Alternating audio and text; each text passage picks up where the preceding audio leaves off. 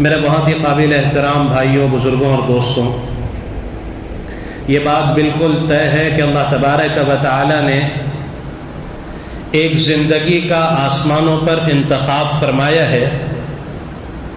وہ زندگی ہے حضرت رسول کریم علیہ السلام کی مبارک زندگی۔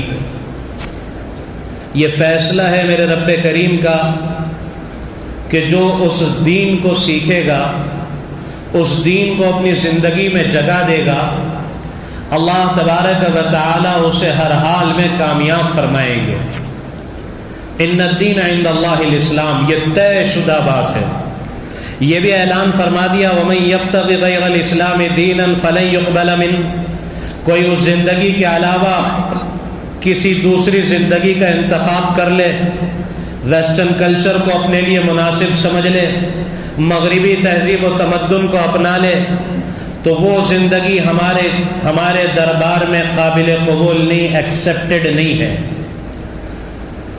تو یہ ہمیں سیکھنا ہے کہ وہ کون سی زندگی ہے جس پر اللہ رب العزت نے دنیا اور آخرت کی کامیابی کا وعدہ کیا۔ وہ زندگی حضرت رسول کریم علیہ السلام لے کر تشریف لائے، جسے دین کہتے ہیں۔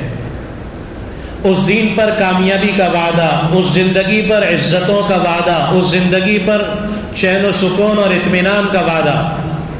آج جو ہماری ملت کے مقدر میں ناکامی آئی ہے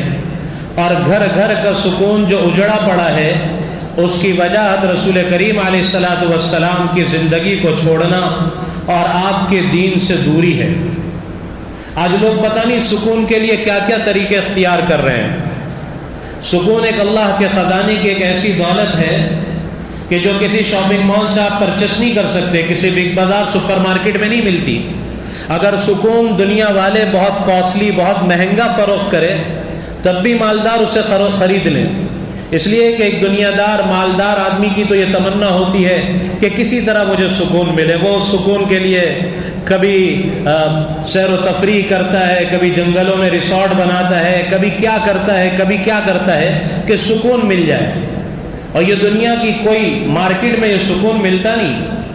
سکون تو اللہ تبارک و تعالی نے اپنے محبوب صلی اللہ علیہ وسلم کی زندگی میں رکھا ہے۔ الا بذکر اللہ تطمئن القلوب، لوگوں بہت غور سے سنو، چاہتے ہو دلوں کا سکون، دلوں کا اطمینان، تو وہ تو ہماری یاد میں ہے۔ اگر ہماری یاد کے ساتھ زندگی گزارو گے، سکون تمہارا مقدر بنے گی، اور اگر ہمارے ذکر کو، ہماری یاد کو بھلا کر زندگی گزارو گے، وَمَنْ أَعْرَضَ عَنْ ذِكْرِي فَإِنَّ لَهُ مَعِيشَةً ضَنْكًا، ہم تمہاری دنیا کو تنگ کر دیں گے۔ جب ہمیں بھلاؤ گے، تمہارے پاس دنیاوی عیش و عشرت کے سارے نقشے ہوں گے، تمہارا فلیٹ سینٹرلائز اے سی ہوگا، باہر کا ٹیمپریچر 40، 44، 45 ڈگری ہے، تمہارے بیڈ روم کا ٹیمپریچر 18 ڈگری ہے، لیکن وہ تمہاری اسپلٹ کی ٹھنڈک تمہاری چمڑی کو تو ٹھنڈا کر سکتی ہے، تمہارے دلوں کو ٹھنڈا نہیں کر سکتی۔ میں اس لیے اکثر کہتا ہوں کہ دیکھو، لوگ دنیا والے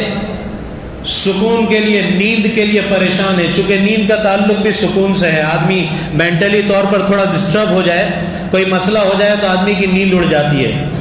ویسٹرن کلچر جس کو ہم بڑا فالو کرتے ہیں، کبھی آپ جا کر دیکھیں ان کے یہاں جو سب سے زیادہ میڈیسن بکتی ہے، پرچیز ہوتی ہے، وہ نیند کی ٹیبلٹ ہے۔ نیند کی گولیاں کھا کر وہ نیند کو بلاتے ہیں، نیند آنے کو تیار نہیں۔ اور اللہ کی یاد میں کیسا سکون ہے کہ یہ دیکھو دوپہر کی مجلس ہے، مجھے تو بڑی فکر ہوتی ہے کہ کھانے کے بعد کی اگر مجلس ہو تو بیچارہ بیان کرنے والا اپنا بیان کرتا ہے، اور وہ بھی کیا کرے، زور سے پہلے کھانا کھلا دیے ہیں، تو وہ نیچرل ہے نیند آنا۔ اور بیان میں تو نیند ماشاءاللہ، آپ دیکھیں جمعہ میں خطبے کے وقت، دوپہر کا وقت ہے، امام ممبر سے خطبہ دے رہا ہے، اور بعضوں کو ہم نے دیکھا وہ دونوں پیر کھڑے کر کے ایسے پکڑ کر جھومنا شروع کرتا ہے۔ کبھی کبھی تو ایسا بھی ہوا کہ وہ جھوکے میں ہاتھ چھوٹا تو بازو میں 2 لوگوں کو لے کر گرتا ہے۔ ارے بولے بھائی کیا ہو گیا؟ اچھا، بعض لوگ کہتے ہیں کہ ابھی آپ کہہ رہے ہو سو بھی مت، بیان سنو، تو پھر آپ لوگوں سے ہی سنا کہ وہ آپ کہتے ہو سکینہ نازل ہوتی ہے۔ ہمارے مولانا یونس صاحب پونا والے رحمۃ اللہ علیہ، اللہ حضرت کو غریق رحمت فرمائے، بیان میں فرماتے تھے کہ دین کی مجلس میں سونا یہ غفلت کی علامت ہے، یہ تو اس کے لیے ہے کہ وہ سوار ہو اس پر اور اس کی گھن گرج میں اسے نیند آ جائے کہ سکینہ نازل۔ اب تو ایسے ڈیرر لوگ ہیں کہ بیان کرنے والے کے سامنے بیٹھ کر سوتے ہیں، بولے مولانا آپ بولو میں سن رہا ہوں۔ تو بہرحال میں عرض یہ کر رہا تھا کہ سکون اللہ نے، دنیا والے نیند سے پریشان ہیں اور یہ دیندار لوگ بیچارے نیند سے پریشان، دنیا والے نیند کے لیے پریشان اور یہ دیندار لوگ بیچارے نیند سے پریشان ہیں۔ دوپہر میں نیند، بیان میں نیند، پھر قیل اللہ، مولانا بیان ختم ہو تو سنت، اتنی بڑی سنت باقی ہے، قیل اللہ وہ کیسے چھوٹ سکتا ہے؟ تو بہرحال میں یہ کر رہا تھا کہ اللہ نے بڑا مبارک دین دیا ہے۔ میں نے جیسے صبح کی مجلس میں بھی کہا کہ اس کیمپ کے مقصد کو سمجھیں، یہ کوئی بیان صرف سنانے کے لیے آپ کو نہیں جمع کیا گیا، اللہ جانتا ہے میری زندگی تبدیل ہو، آپ کی زندگی بدلے، ہم حضرت رسول کریم صلی اللہ علیہ وسلم کی زندگی پر آئے، آپ کی زندگی کو چھوڑ کر ہم کبھی، اچھا ایک دھوکہ لگتا ہے وہ بات کہہ کر میں اپنے اصل مضمون پر آؤں، بعض لوگ کہتے ہیں کہ مولانا آپ کی بات ذرا سمجھ میں نہیں آ رہی، آپ کہتے ہو کہ وہ حضرت رسول کریم صلی اللہ علیہ وسلم والا دین ہوگا تو سکون ہوگا، عزت ہوگی، خوشیاں ہوگی، اللہ دنیا میں بھی کامیاب کریں گے آخرت میں بھی، لیکن میرا فرینڈ ہے، مسلمان ہے اور زندگی بہت گناہوں والی ہے، اللہ کی نافرمانی والی زندگی گزار رہا ہے، گھر والے بھی اس سے پریشان ہیں، نماز تو کیا جمعہ میں بھی کبھی نہیں آتا، لیکن آپ اس کا ریسورٹ جا کر دیکھیں، آپ اس کا بنگلہ دیکھیں، آپ اس کی گاڑی دیکھیں، آپ اس کی زندگی دیکھیں، کتنی اچھی زندگی گزار رہا ہے۔ تو یاد رکھو یہ بہت بڑا دھوکہ ہے، شریعت میں اس کو استدراج کہتے ہیں۔ جب انسان اللہ کو بھول کر گناہوں کی زندگی گزارتا ہے تو اللہ رب العزت فوراً پکڑ نہیں فرماتے، یہ اللہ کا ضابطہ ہے۔ اللہ قرآن کریم میں فرماتے ہیں فَلَمَّا نَسُوا مَا ذُكِّرُوا بِهِ فَتَحْنَا عَلَيْهِمْ أَبْوَابَ كُلِّ شَيْءٍ حَتَّى إِذَا فَرِحُوا بِمَا أُوتُوا أَخَذْنَاهُمْ بَغْتَةً فَإِذَا هُمْ مُبْلِسُونَ، کہ جب انہوں نے ہماری باتوں کو بھلا دیا، نافرمانی کی زندگی گزارتے رہے اور ایسے جیتے رہے جیسے ان کو مرنا ہی نہ ہو۔ یہ بالکل حقیقت ہے میرے بھائیوں کہ آج ہم نے مرنے کو بھلا دیا، بلکہ بھول جانے کو بھی ہم نے بھلا دیا ہے کہ کسی اہم چیز کو ہم نے بھلایا ہے، کب بھول جاتے ہیں، آزاد زندگی گزارتے ہیں۔ آج میرا نوجوان بھی کہتا ہے مولانا کیا کیمپ اور کیا بیان، میری لائف ہے، میری مرضی میں جیسے جیوں، تم کیا چاہتے ہو، میری لائف میری مرضی کے بغیر گزرے؟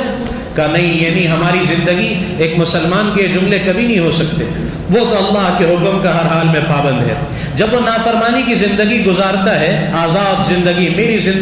میری لائف، میری مرضی، تو پھر اللہ کیا کرتے ہیں، فوراً پکڑتے نہیں، فتحنا علیہم ابواب کل شیء، ہم ہر چیز کے دروازے اس پر کھول دیتے ہیں، لے یہ بھی لے لے، یہ بھی لے لے۔ جیسے آپ لوگ تو ماشاءاللہ کوکن والے مچھلی پکڑنے کے انداز سے خوب واقف ہوں گے، جب گل میں کیا لگاتے ہیں آپ لوگ، جب پھینکتا ہے، جب اسے احساس ہوتا ہے کہ مچھلی منہ مار رہی ہے تو وہ اور ڈھیل چھوڑتا ہے کہ اچھی طرح وہ اس کے منہ میں جائے، اور جب حلق میں پہنچے تو زور سے جھٹکا دوں تاکہ وہ کانٹا اس کے حلق میں۔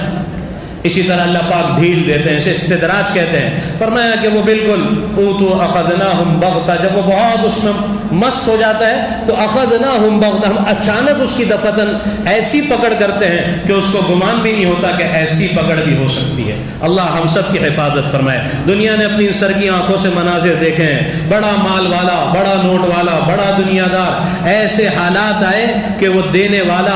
ایسا ہاتھ ہو گیا۔ اللہ ہم سب کی حفاظت فرمائے۔ زلزلوں کے جھٹکوں نے علاقوں کو ختم کر دیا اور سیلاب و طوفان نے علاقوں کو ختم کر دیا۔ اللہ ہم سب کی حفاظت فرمائے۔ بہرحال میں جو بات اصل کہنا چاہ رہا ہوں کہ حضرت رسول کریم صلی اللہ علیہ وسلم جس زندگی کو لے کر آئے، جسے ہمیں حکم دیا کہ یہ زندگی ہے، وہ دین جو ہے نا، آج بہت معذرت کے ساتھ ہمارے ذہن میں جو دین کا تصور ہے نا وہ بھی صحیح نہیں ہے۔ ہم نماز اور روزہ، کچھ عمرہ کر لینا، کچھ حج کر لینا، کچھ اچھے کام کر لینا، یہاں تک دین کو محدود سمجھتے ہیں، حالانکہ حضرت رسول کریم صلی اللہ علیہ وسلم جس زندگی کو لے کر آئے وہ ایسی جامع زندگی ہے کہ جس میں عبادات کے ساتھ گھر کا رہن سہن بھی ہمیں سکھایا، کاروبار اور معاملات کے اصول بھی سکھائے، ایک اچھے انسان کے اخلاق کیسے ہونی چاہیے، ایک پڑوسی کا پڑوسی کے ساتھ رویہ اور سلوک کیسا ہونا چاہیے، ایک مسافر کا اپنے ساتھی مسافر کے ساتھ سلوک کیسا ہونا چاہیے، اسلام نے اسے بھی سکھایا۔ آج تو شیطان نے ہمیں اپنی عبادتوں پر، اپنی دینداری پر مطمئن کر دیا، جی تو دیندار ہے نا، تو آتا ہے، نماز بھی پڑھ لیتا ہے اور تھوڑا سا مسجد میں بھی آتا رہتا ہے، تو دیندار ہے۔ قرآن کہتا ہے یا ایھا الذین آمنوا ادخلوا فی السلم کافہ، ایمان والوں پورے دین میں داخل ہو جاؤ، آدھا تیتر آدھا بٹیر یہ نہیں چلے گا کہ کہیں تھوڑی سی مسلمانی اس میں بھی آنا کانی ہے، نہیں، بلکہ پورا دین کسے کہتے ہیں کہ دین کے 5 شعبے ہیں، ان 5 شعبوں میں اللہ کا حکم، حضرت رسول کریم صلی اللہ علیہ وسلم کا حکم آ جائے۔